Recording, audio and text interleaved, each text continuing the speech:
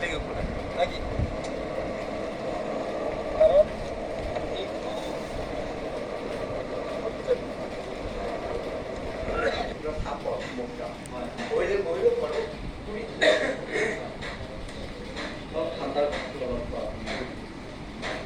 খুৰা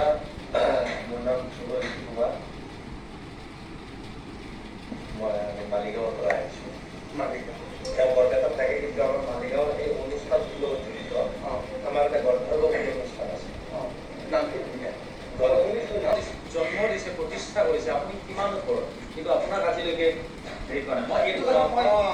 এইটো কাৰণে কামো কৰিব একেই কথা আমি অলপ আগতে কৈছোঁ তেওঁ গুৱাহাটীত থাকে সেই মহলটোতে থাকে সেই কথাটোৱেই আপোনাৰ চিন্তাটোতে হওক আপোনাক যোনে যোনে সহায় কৰিছে যাক আমি মানে নাটকখনত ধৰক আপুনিও ধৰক ক'ব যে নাটকখন আপুনি চাই কেনে যে নকয় যে